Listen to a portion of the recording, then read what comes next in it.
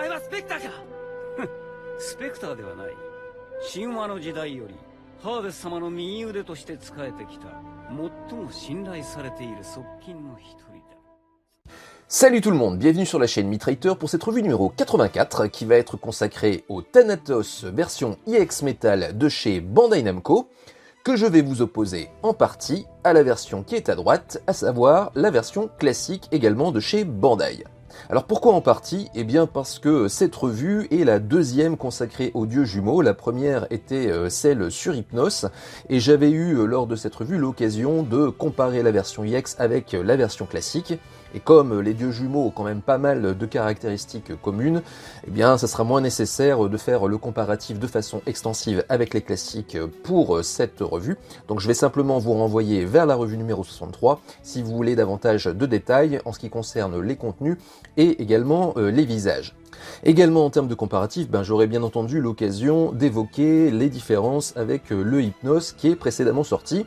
Donc c'est avec énormément d'enthousiasme que j'aborde cette revue, enthousiasme que l'on ressent lorsqu'une page de cette collection se tourne, ici à savoir les figures divines du chapitre Élysion. Entendez par là le Hades qui était sorti il y a 2 ans en décembre 2020, ensuite, le Hypnos qui était sorti l'année dernière en décembre 2021. Et donc là, face à nous, ce Thanatos qui sort au moment où je suis en train de sortir cette vidéo en janvier 2023. Donc vous voyez, il aura fallu exactement 3 ans pour sortir ces 3 divinités à raison de 1 par an, à peu près aux alentours du mois de décembre-janvier. Donc qui dit chapitre qui se ferme, dit également sans doute un nouveau qui va s'ouvrir, avec, j'imagine, la poursuite de cette gamme élysienne, avec le développement des Godcloth, et notamment le premier d'entre eux qui sera sans doute le Seiya, puisque celui-ci a déjà été présenté en proto dans différents salons. Et moi personnellement, je prends le pari que ça devrait être la préco qui sera lancée sans doute au mois de décembre, voire pour le mois de janvier 2024. Si on en revient maintenant à ce Thanatos, les 2 questions qui vont se poser, c'est 1. Est-ce que cette figurine vient clôturer de fort belle manière une gamme qui est vraiment splendide ? Et deuxième question, est-ce que cette figurine est une bonne évolution par rapport à la figurine classique ? On commence comme il se doit par les tarifs et les packaging. Donc cette figurine EX m'arrive fraîchement de ma boutique préférée, à savoir obigenki.com. Le lien sera comme d'habitude dans la description. Elle vient donc de sortir au Japon, et la dernière fois que j'ai checké sur Obi, il y en avait encore des exemplaires de disponibles pour les plus impatients. Pour les autres, ceux qui sont capables d'attendre encore 2 mois, 2-3 mois, puisque à mon avis, celle-ci devrait sortir en avril en Europe, cette figurine est toujours en préco dans les boutiques européennes à un tarif qui avoisine les 200 € hors port. Et bien entendu, je vais m'arrêter sur ce tarif qui pique énormément et bien entendu qui a déclenché pas mal de polémiques. Alors, quelle est la raison de cette explosion du prix pour cette figurine ? Il y a plusieurs hypothèses. La première d'entre elles, c'est qu'il y a eu une réévaluation des tarifs des Midcloth à partir du 1er janvier 2022. Donc cette augmentation tarifaire a touché toutes les Midcloth qui sont sortis à partir de cette date. Donc bien entendu, ce Thanatos n'y fait pas exception. Deuxième hypothèse, c'est les fameuses ailes qui sont démesurées et qui peut-être ont occasionné un surcoût en termes de packaging, mais également en termes de taille de boîte, ce qui veut dire également surcoût en termes de transport. Troisième hypothèse, c'est que dans cette figurine, il y a un petit bonus qui est donné, à savoir la figurine de Pandore enfant, et qui, là aussi, peut-être occasionne un surcoût à la fois dans la figurine, mais aussi en termes de transport. Plus vraisemblablement, et c'est la 4e hypothèse, sans doute que ici Bandai profite du fait que, encore une fois, c'est une figurine qui clôt une gamme, donc si vous avez acquis les 2 précédentes, vous êtes un peu les poings liés et vous devrez acquérir celle-ci. Donc je pense que Bandai se prend un petit bec chiche au passage sur le dos des collectionneurs que nous sommes. Pour ce qui est de la version classique, son tarif n'a fait que baisser depuis l'annonce de cette version EX, si bien qu'on peut la trouver maintenant assez facilement sur le marché de l'occasion à un tarif aux alentours de 70 €, voire moins. À noter que cette figurine était sortie en 2008 et elle était sortie avant le Hypnos, donc ce qui fait que comme Hypnos était sorti après, la figurine était un peu plus réussie que ce Thanatos. À noter que cette fois-ci, l'ordre pour les IX a été inversé, puisque c'est Hypnos qui est sorti d'abord, et maintenant ce Thanatos. Donc il s'agira de voir également si ce Thanatos corrige des petites erreurs, des petits problèmes que l'on avait pu relever sur le Hypnos IX. On va passer maintenant en revue les boîtes. Alors je vais les faire un peu chacun leur tour, puisque comme elles sont très imposantes, j'aurais du mal à les faire de front l'une à côté de l'autre.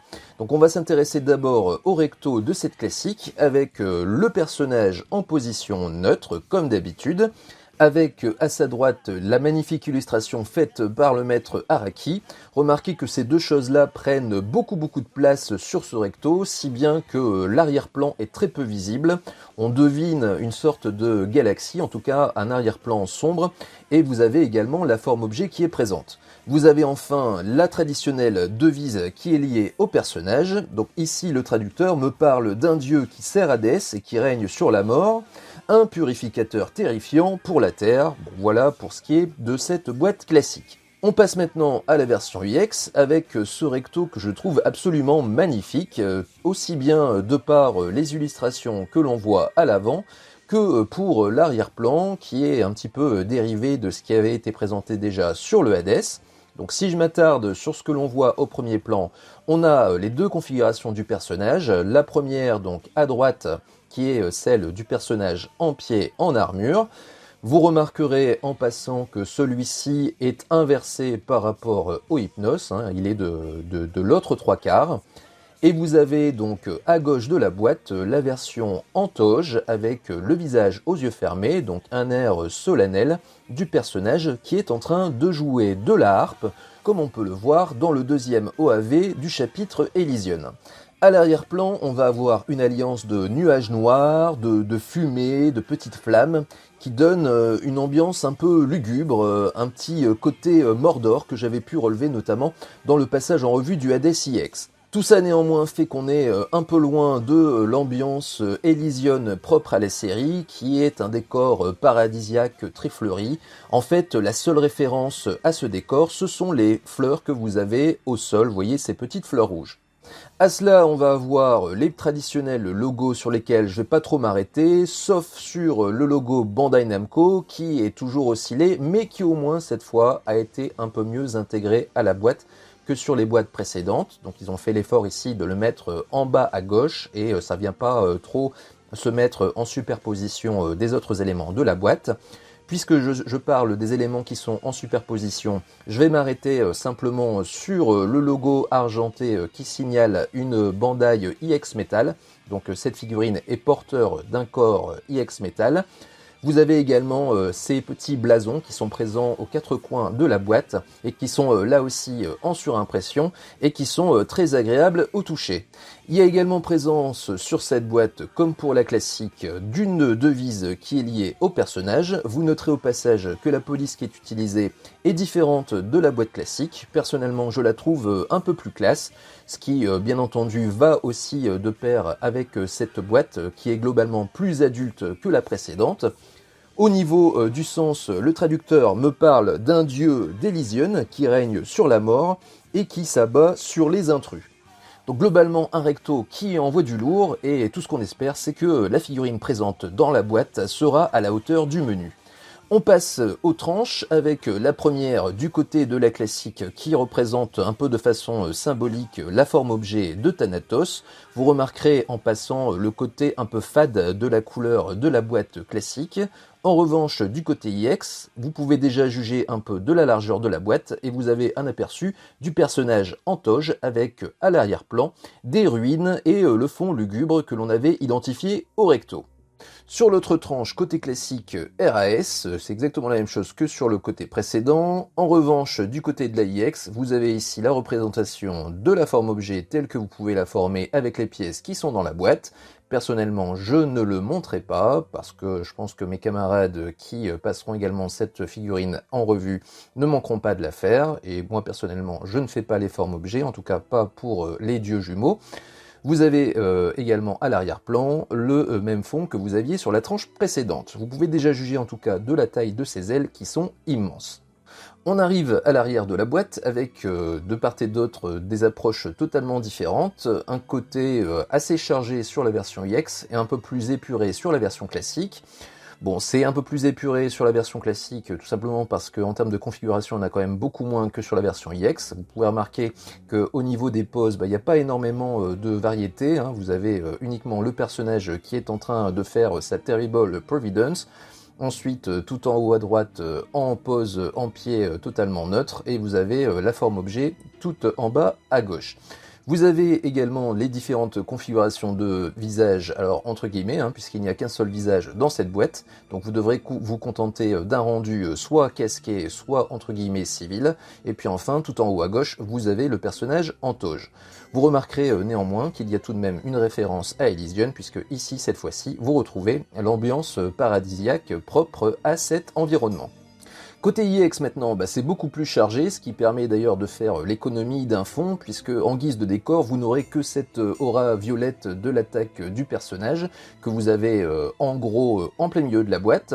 Vous avez ensuite les différentes configurations de celui-ci, avec un très bel effet un peu circulaire, avec le personnage qui est en tout petit en toge en bas à droite, et qui cède sa place au personnage en armure, en beaucoup plus gros, tout en haut à gauche, et vous voyez qu'entre les deux, il y a une belle progression des différents contenus de la boîte. Il y a également à noter le fait qu'ils ont mis en association le personnage avec Hypnos, donc c'est plutôt sympa d'avoir mis ce visuel, comme ça vous permet vraiment de voir ce que peuvent donner ces deux personnages une fois qu'on les a réunis. En tout cas, on fait un réel étalage ici des contenus qui sont nombreux dans cette boîte, à savoir les 5 configurations de visage, donc pas mal d'expressions assez variées, que je détaillerai tout à l'heure dans la découverte des blisters. Vous avez également présence dans celle-ci d'une harpe, donc bien entendu c'est celle qu'utilise Thanatos dans le deuxième OAV de l'animé. Et enfin, le petit bonus sympa qui est Pandore enfant. Pour ce qui est du dessus des boîtes, du côté de la classique, rien à signaler vraiment, si ce n'est la présence d'une sorte de blason. Pour ce qui est de la version iX, on va retrouver le temple d'Hadès avec les colonnes grecques, ce que l'on avait également sur la boîte du Hypnos. Vous pouvez déjà remarquer ici la différence d'épaisseur de boîte entre la version classique et la version iX. Au niveau du dessous de la boîte, côté classique, juste la présence des mentions légales, alors que sur la version iX, vous avez le personnage en position d'attaque. Vous remarquez que Bandai ici a profité de la largeur de la boîte pour bien mettre le personnage en grand, et vous pouvez bien entendu voir à l'arrière-plan le décor apocalyptique qui était décrit précédemment. Je vais en profiter pour vous faire un petit comparatif avec la boîte du Hypnos qui était précédemment sortie, dont vous pouvez bien entendu voir ici les points communs entre les deux boîtes, notamment le décor, mais également la même charte graphique. Vous allez retrouver exactement la même chose sur le recto de la boîte, avec le personnage qui est mis dans les mêmes configurations, à savoir et en toge et en armure. Donc vous voyez que à l'issue de cette découverte de la boîte, et quand on la met juste à côté de celle de son frère, eh bien on se dit que c'est vraiment très sympa, du point de vue esthétique, c'est vraiment bien choisi au niveau des coloris, et donc tout ceci donne énormément d'eau à la bouche, et je n'ai qu'une seule envie, c'est d'aller découvrir les contenus. Allez, donc on y va pour la découverte des contenus, avec d'abord cette notice qui est plutôt bien fournie du fait des différentes configurations possibles du personnage. Donc d'abord ici ce premier feuillet et demi qui est consacré au recensement des différentes pièces d'armure. Les deux feuillets suivants sont consacrés au montage du personnage en version armure, donc vous voyez que c'est plutôt bien détaillé, ce qui est parfois nécessaire pour ce genre de figurine. On se souvient notamment de la difficulté de montage de Hypnos. Et enfin le dernier feuillet consacré à la version toge et également au montage de la petite figurine bonus de Pandore. Au verso de cette notice, vous allez retrouver simplement le montage de la forme objet, donc comme je vous l'ai dit, je ne la montrerai pas.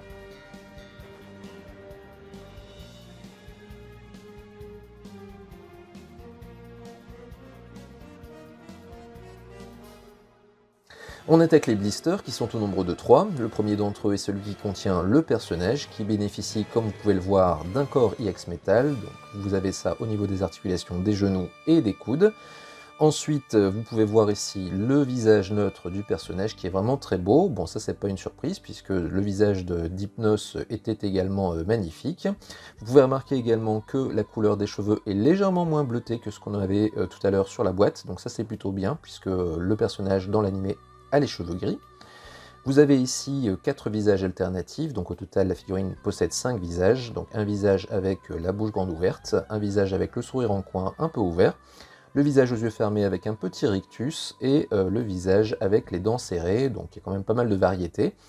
Également en termes de nombre de mains, c'est pas mal fourni puisqu'il y a 5 paires de mains totales, donc 4 mains semi-ouvertes, dont une qui permet de tenir la harpe que vous voyez ici du côté gauche. Vous aurez remarqué également que la figurine bénéficie de 4 protège-mains, donc ça c'est plutôt bien puisqu'on a un jeu de rechange. Ici vous pouvez voir les petites genouillères qui se mettent donc sous les jambières pour éviter d'avoir des trous quand le personnage se met à genoux. Je vous fais également un petit zoom sur la harpe qui est full plastique et qui est plutôt ressemblante avec ce que l'on voit dans l'animé. Vous avez ici une vision d'ensemble des pièces de l'armure, dont vous pouvez apprécier la beauté de la peinture. Donc celle-ci est plutôt sympa parce qu'elle a des reflets différents selon l'angle dans lequel vous la regardez.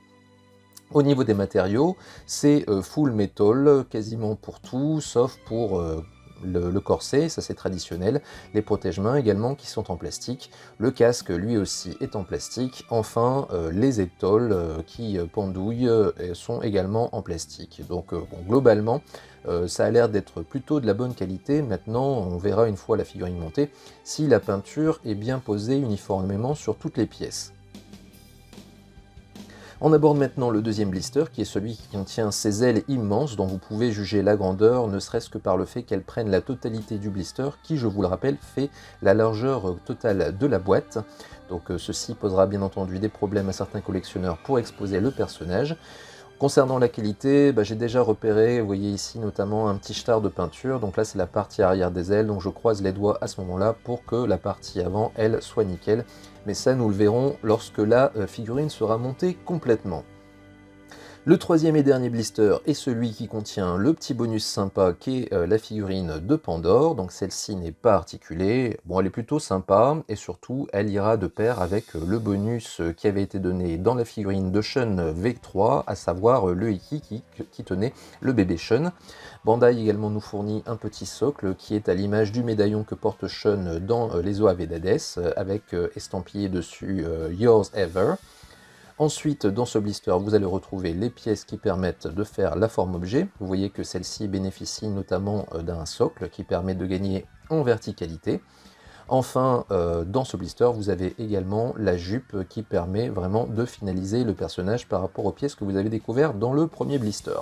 Donc voilà qui met vraiment l'eau à la bouche. Maintenant, eh bien, nous allons voir le restant des contenus, avec notamment la toge qui est fournie dans un sachet plastique. Donc je vous ai comparé celle-ci à la version classique que vous avez à droite.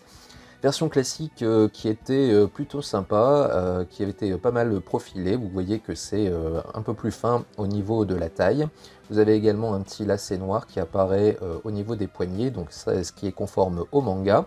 Du côté de la version EX, on colle un peu plus à l'animé puisque ces lacets ont disparu, mais vous voyez également qu'il y a un côté un peu plus grossier dans celle-ci, puisque vous voyez que ça n'a pas été du tout ajusté au niveau de la taille. Je vais vous comparer également les deux harpes, donc à droite la version classique, qui est là aussi un peu plus conforme au manga, puisque dans celui-ci elle est vraiment sombre, donc ici Bandai avait choisi de la faire noire. Pour ce qui est de la version EX, c'est un peu plus conforme à l'animé, où elle apparaît un peu comme ce gris clair. Dernière chose que je vais vous montrer, c'est le comparatif des visages entre les dieux jumeaux. Donc pour ce qui est du visage aux yeux fermés, je ne vous le comparerai pas puisqu'il est encore présent sur ma figurine qui est exposée. En revanche pour les autres, je vous ai mis à chaque fois le visage d'Hypnos qui correspond. Donc le visage neutre est identique, ne change que la couleur des sourcils et des yeux. Ensuite, pour ce qui est des autres visages, il y a une petite différence entre les visages criants. Vous voyez qu'au niveau de la bouche, il y a un trait de crayon en noir qui n'a pas été mis sur Thanatos, ce qui personnellement me plaît davantage. Et vous pouvez également le voir sur le visage aux dents serrées, où on avait un côté un peu grossier sur celui d'Hypnos. Ces visages, on va maintenant les regarder dans le détail avec le comparatif face au Setei. Allez, donc c'est parti pour le comparatif des visages avec les CTI que je dois comme d'habitude aux camarades d'FK. Je vais pas trop m'étendre sur le sujet, tout simplement parce que je pense l'avoir fait de façon assez extensive sur Hypnos, et comme ici il s'agit de son jumeau, je vais être condamné plus ou moins à répéter un peu les mêmes choses. Donc je vais surtout me concentrer sur les lignes d'ensemble et sur les visages dont j'avais vraiment le design en CTI. Donc parmi lesquels j'avais ce visage neutre, et vous pouvez remarquer à quel point en comparant à droite, le personnage est ressemblant à la figurine que vous avez à gauche. C'est ressemblant du point de vue de la place des éléments du visage sur celui-ci. Donc vous voyez au niveau des yeux, au niveau du nez, au niveau de la bouche, tout ça c'est placé aux bons endroits. Également en termes de forme de ces éléments, c'est quand même plutôt fidèle à ce que vous avez à droite, même si au niveau des yeux, vous avez un regard qui est beaucoup plus déterminé. En fait, l'expression du visage que vous avez à droite n'est pas tout à fait la même que celle que vous avez à gauche. On a un visage qui est plus déterminé, presque un peu énervé, en colère à droite, tandis qu'à gauche, vous avez un visage neutre, presque à la limite de la possession. On voit ça au niveau des yeux. Sinon, si on met cette expression de visage un peu de côté, eh bien, on peut remarquer tout de même que les éléments du visage, eux, se ressemblent tout de même pas mal. Vous voyez notamment la finesse de la bouche, la finesse du nez, tout ça se retrouve sur le CTI que vous avez à droite. Maintenant, les petits éléments qui peuvent éventuellement être améliorés, je l'avais déjà signalé, l'étoile au milieu du front qui est un peu trop grande. La chevelure, même si son sculpte respecte plutôt bien ce qu'il y a à droite, parfois manque un peu de finesse, notamment sur les mèches qui sont au-dessus. Sur les mèches également sur le côté, mais sinon leur forme respecte tout de même bien ce que vous avez en CTI à droite. Donc pour moi, ce visage neutre est une réussite, et l'alliance avec le visage neutre est tout à fait convaincante. On passe au deuxième visage qui est celui avec le rectus bouche ouverte, et comme pour le visage précédent, on n'a pas tout à fait la même expression que ce que l'on a avec le CTI à droite, notamment vous voyez au niveau des yeux qui sont plus plissés sur le CTI et qui donnent un côté un peu méprisant au personnage que vous n'avez pas sur la figurine ici pour le coup. Ici ce qui est intéressant tout de même, c'est de vérifier que au niveau des traits du visage, de la place de ces éléments, on est quand même bien proche de ce que l'on a à droite.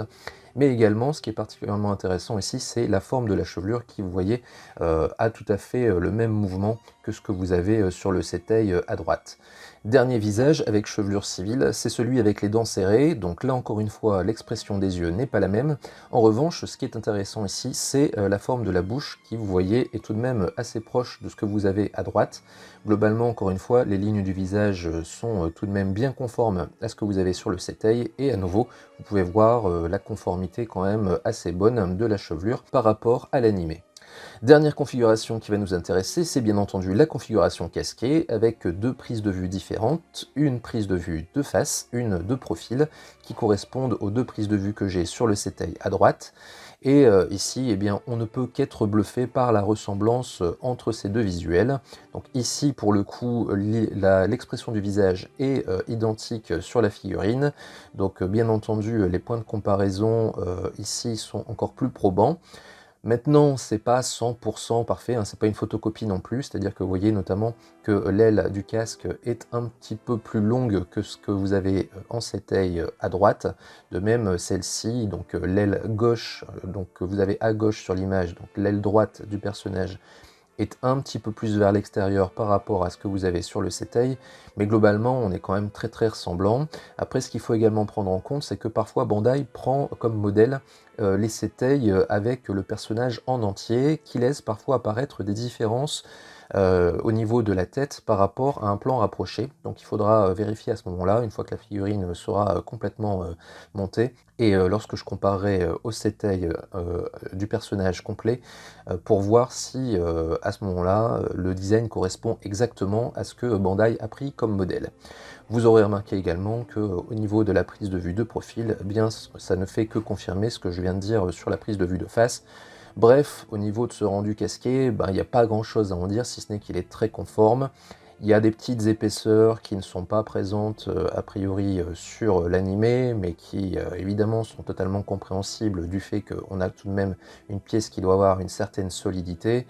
On peut également jouer sur l'angle d'inclinaison de la tête pour faire en sorte que cette petite épaisseur soit également moins prégnante lors de l'exposition.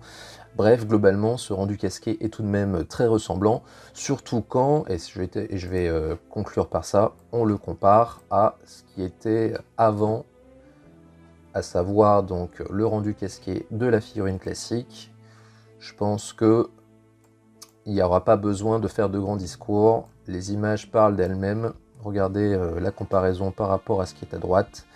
On a bien évidemment beaucoup plus de finesse sur la Bandai. On avait sur la Bandai EX, pardon, sur la Bandai classique, bon, qui ne déméritait pas à l'époque. Hein. Ne pas oublier, ne jamais oublier qu'entre ces deux figurines, il y a quand même presque 15 ans de différence. Hein. 2008 pour la classique, 2022-2023 on va dire pour la version EX. Donc bien entendu, elle ne peut que mettre une claque à cette version classique. Maintenant, celle-ci est tout de même jolie, malgré un visage qui est malheureusement trop long et un peu trop arrondi. Donc voilà pour ce qui est des visages, on va passer maintenant au personnage sans armure. Allez, donc je vous laisse apprécier le corps du personnage sans armure, et notamment sa tête en civil. Donc c'est un personnage qui renvoie beaucoup de caractère, qui est très sympa à regarder. Au niveau de son corps, il bénéficie, comme vous le savez, d'un corps EX Metal, donc tout l'enjeu va être de voir si celui-ci est fidèle à sa légende en termes de rigidité. Donc c'est ce qu'on va pouvoir vérifier maintenant, avec d'abord la tête qui est suffisamment rigide comme il faut, ni trop ni pas assez, donc ça, rien à dire de ce côté-là. Rien à dire également pour ce qui est des épaules, qui sont également bien mobiles, mais également bien rigides. Au niveau des coudes du personnage, là aussi ça tient bien en place, c'est même assez difficile de les monter comme ça à la verticale. Au niveau des poignets, rien à dire non plus, tout ceci est à la fois bien mobile et également bien rigide, et ceci d'ailleurs sur les deux bras.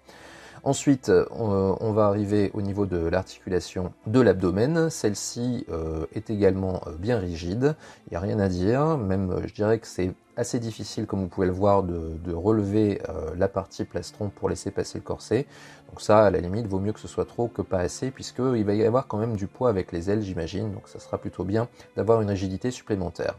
La partie qui pose souvent problème, c'est l'entrejambe, comme vous le savez. Et ici, vous voyez la difficulté que j'ai à monter la jambe déjà, donc ça c'est plutôt bon signe. Au niveau des chevilles, rien à dire également. La question maintenant c'est au niveau du genou, et quand vous voyez on fait ce test là et que le genou ne bouge pas d'un poil, eh bien ça veut dire que ce corps est vraiment très rigide, et ceci sur la jambe droite, mais également sur la jambe gauche. Vous voyez que j'ai toujours autant de difficultés à monter la jambe, et que le test précédent est également très concluant. Donc tout ça pour dire que c'est un corps EX Metal de top qualité, ce qui n'est pas toujours le cas sur les figurines récentes de Bandai. Je vous rappelle notamment que le Radamantis EX OCE en avait bénéficié aussi d'un, mais qui était pas très rigide, hein, et qui avait une faiblesse notamment au niveau des genoux. Il en était de même, il me semble, pour les deux autres juges OCE. Ici, on voit qu'ils ont fait un effort supplémentaire, eu égard au tarif, j'imagine, de la figurine, pour avoir un corps EX Metal digne de ce nom.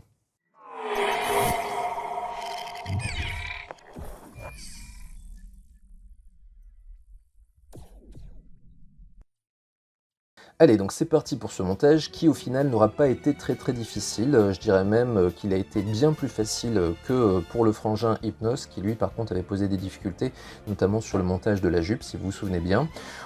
Ici en revanche, pour ce qui est du bas de la figurine, aucun problème. Vous voyez ici le rendu tout à fait excellent des jambières, qui sont vraiment magnifiques. À tel point qu'on en vient même à se dire que c'est dommage que tout ça va être caché par une immense jupe, parce que celles-ci sont tout de même fort jolies. Vous avez ensuite donc le montage du corset qui ne pose pas de soucis, si ce n'est que le torse du personnage est tout de même assez difficile à relever, comme je l'ai montré tout à l'heure avec le passage en revue du personnage. Première difficulté néanmoins, c'est le montage de la jupe avec le pan avant qui est très difficile à enlever. Donc mon conseil, ça serait simplement, comme je viens de vous le montrer ici, de retirer cette boucle de ceinture. Comme ça, une fois que vous ouvrez la jupe, en fait le pan avant va tomber de lui-même. Donc il suffira simplement de le rattraper, comme ça vous ne risquez pas de casser la main de Lego qui sert à le tenir. Ensuite, vous resolidarisez tout ça. Vous n'avez pas besoin de démonter les pans latéraux de cette jupe pour la mettre sur le personnage. Il suffit simplement de bien reculer le pan arrière, comme ça vous pourrez ouvrir celle-ci et la passer autour de la taille du personnage. Pour ce qui est du montage du plastron, rien à dire du tout. Celui-ci s'ouvre par l'avant, donc ensuite vous avez à démonter la tête pour placer la pièce de cou, pour ensuite solidariser tout ça avec la partie pectorale. Ensuite, on arrive au montage des bras, donc avec ces brassards et ces avant-bras qui, là aussi, ne posent pas de problème à monter. Petit bémol tout de même que je vais émettre, c'est sur ces brassards qui ont tendance à glisser du biceps. Bon, ça, c'est pas trop une surprise, hein, puisqu'on sait que sur ces corps IX Metal, le galbe du biceps est quand même plus prononcé, ce qui fait que la pièce qui vient protéger cette partie a tendance un peu à glisser, il faut souvent la remettre en place. Donc c'est ce que j'ai eu à faire notamment assez souvent pendant ce montage. Deuxième difficulté au niveau du montage, c'est le montage des épaulières, hein, qui n'est jamais aisé du fait de leur épaisseur et également de leur poids. Donc moi personnellement, la technique que j'utilise, c'est que je dégage complètement l'articulation IX et ensuite je prends appui sur celle-ci avec le pouce. Même en faisant ceci, c'est quand même assez difficile de l'éclipser. Il faut vraiment utiliser pas mal de force, ce qui fait forcément qu'on a peur de casser. Au final, ça s'est bien passé, mais dites-vous bien que vous aurez sans doute une petite perle de sueur qui goûtera de votre front une fois que vous mettrez celle-ci en place, surtout quand on a toujours à l'esprit le fait que cette figurine vaut quand même 200 €, donc on n'a vraiment pas envie de la casser. Dernière pièce à monter, ce sont les ailes, pour lesquelles j'avais quand même pas mal d'appréhension, mais globalement, ça s'est monté très très bien. Donc au final, vous voyez que cette figurine, une fois montée, a un rendu tout à fait exceptionnel. Et je dirais que une fois que j'ai eu fini de la monter, je n'ai pu m'empêcher de laisser échapper un « Waouh ! Regardez-moi cette figurine, à quel point elle est magnifique !» Aussi bien du point de vue de son design que du point de vue de sa couleur, elle envoie du lourd. Elle est, à mon avis, du même niveau que Hades et sans doute plus belle que celle de Hypnos. Donc vraiment une réussite visuelle, un personnage vraiment exceptionnel. Dernière chose à vous dire concernant ce montage, c'est la présence de l'huile protectrice qui a été vraiment versée presque au litre par Bandai sur cette figurine, ce qui est assez désagréable au toucher et surtout qui peut laisser croire que la figurine a des défauts au niveau de la peinture qui n'existent pas. C'est-à-dire que cette huile a tendance à prendre les impuretés et les poussières, ce qui fait que moi j'avais l'impression par endroits que la peinture avait bullé, alors qu'en fait pas du tout. Une fois qu'on essuie cette huile protectrice, on s'aperçoit que la peinture est lisse, enfin en tout cas moi sur mon exemplaire elle était lisse. Maintenant c'est pas parfait, hein, je vous l'ai montré tout à l'heure, il y a quand même quelques petits stars de peinture sur les ailes, mais globalement j'ai été rassuré une fois que l'huile protectrice a été enlevée. Donc voilà pour ce qui est de ce montage, je vous laisse apprécier le posing et nous on se retrouve juste après pour le bilan.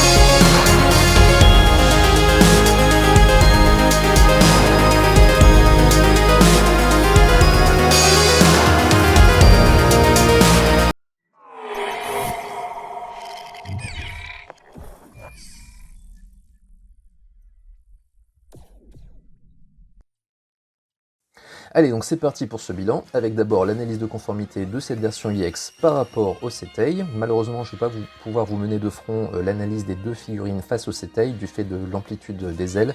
Donc je vais d'abord m'intéresser à la figurine IX, voir si elle est conforme au CETEI, et si c'est le cas, eh bien il suffira simplement de comparer ensuite la figurine IX à la figurine classique, pour voir si les points de conformité se retrouvent également sur celle-ci. Donc si on démarre par le bas de la figurine comme à l'accoutumée, eh bien on se rend compte qu'au niveau des pieds tout est conforme. Au niveau de la jupe, c'est presque parfait, vous voyez que la forme de la jupe correspond, les pans de la jupe sont en même nombre que sur le CETEI. Au niveau des arabesques, là aussi c'est tout à fait conforme à ce que vous avez à droite. La partie, la sorte de boucle de ceinture est également de la bonne forme. Bref, au niveau du bas de la figurine, absolument rien à dire. On peut également relever, point extrêmement positif, la rupture qu'il n'y a pas entre le corset et le plastron. Donc la jonction se fait tout naturellement et est également très conforme à ce que vous avez sur le CETEI. Au niveau des bras, là aussi, rien à dire. La pièce est bien en pointe comme ce que vous avez à droite. Peut-être au niveau des étoiles, c'est là où il y a une petite différence, puisque on a quelque chose qui est un peu plus travaillé sur la figurine, pour le coup. On est un peu plus en rondeur, alors que sur le CETEI, vous voyez que ça a été peut-être un petit peu plus en pointe, même si on n'en est pas au point du manga, mais ça je vous le montrerai ensuite. Au niveau des épaulières, peut-être que là aussi on va pouvoir émettre un mini bémol, dans le sens où elles sont peut-être un petit peu plus bombées sur la figurine que sur le CETEI, mais globalement la forme est là, les arabesques sont totalement respectées. Donc de ce côté-là, pas trop grand-chose à dire. On arrive maintenant sur le rendu casqué, et on peut s'apercevoir ce que je disais tout à l'heure lorsqu'on a passé en revue les visages, à savoir que le rendu casqué sur le CETEI du personnage au complet est un peu différent que celui qu'on avait tout à l'heure en gros plan, notamment du point de vue de l'aile du casque, qui est peut-être un petit peu plus développé que ce que l'on avait tout à l'heure, si bien que maintenant, du coup, ça devient encore plus conforme sur la figurine que ça ne pouvait l'être tout à l'heure quand on a passé en revue les visages. Un mot également sur le sens de la chevelure, qui a parfois un peu fait gloser, à savoir que ce personnage de Thanatos a la chevelure qui va exactement dans le même sens que celle de son frère Hypnos, alors que normalement il y a un effet miroir, ce qui fait que Hypnos a une chevelure qui doit aller dans le sens inverse que celle de Thanatos. Maintenant, ce n'est pas sur Thanatos qu'il y a l'erreur, c'est sur Hypnos, puisque en fait, comme vous le voyez sur le CETEI, la chevelure va dans le sens de l'aile qui est la plus développée du casque. Donc vous voyez que sur Thanatos, c'est exactement le cas. En revanche, sur Hypnos, vous pourrez le vérifier avec la revue du personnage, vous vous rendrez compte que le sens de sa chevelure va vers l'aile la plus courte de son casque. Donc c'est lui en fait qui n'a pas la chevelure dans le bon sens, ce qui fait que rien qu'avec ça, on ne sera pas aussi conforme sur Hypnos que l'on peut être sur le Thanatos. Et d'ailleurs c'est un peu là-dessus que je vais terminer, non sans avoir évoqué avant tout de même les ailes, qui sont là aussi très conformes à ce que vous avez à droite, aussi bien en termes de forme que en termes également de nombre d'ailes. Vous voyez que ça correspond.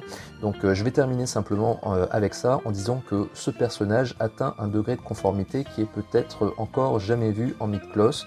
Je pense qu'il est au moins du même niveau que Hades, que de par sa chevelure qui va cette fois-ci dans le bon sens, et peut-être même sa ligne générale, il est peut-être sans doute même supérieur à Hypnos, qui avait vraiment déjà un haut niveau de ce côté-là. Donc coup de chapeau à Bandai, ils ont vraiment fait du bon boulot, comme ils savent le faire une fois qu'ils ont décidé de se sortir les doigts de où vous savez.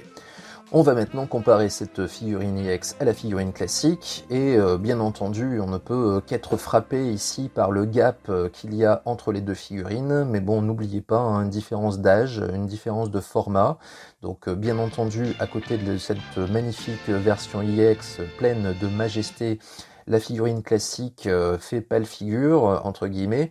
Maintenant, elle ne démérite pas dans le sens où elle prend appui sur un design qui est plutôt celui du manga, et donc qui est plus ramassé que celui de l'anime, qui bien entendu plaira davantage sans doute aux fans du manga. Donc les points de différence au-delà de ça qu'il y a entre les deux figurines, eh bien c'est lié effectivement au support qui a été pris comme modèle. Donc la figurine IX a pris comme modèle le design de l'anime, Et la figurine classique a pris comme modèle le design du manga, donc ce qui crée des différences au niveau des étoiles qui sont plus en pointe sur la version classique. Vous avez également les pans de jupe qui sont en plus grand nombre sur la classique. Vous avez aussi plus d'arabesques sur la version classique.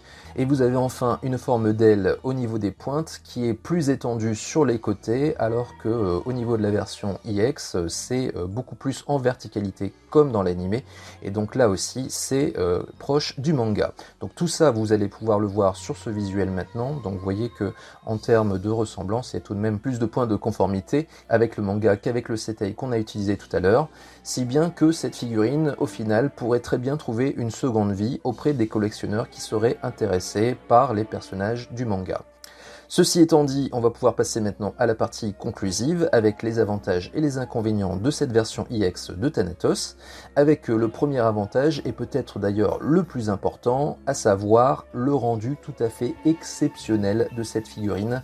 C'est une figurine qui a un rendu magnifique, qui ne laissera pas indifférents les amoureux de Midcloth EX, qui rayonnera dans votre collection. Tout ça grâce à une peinture vraiment très jolie et à un design qui retranscrit magnifiquement le caractère ombrageux du personnage ainsi que sa majesté.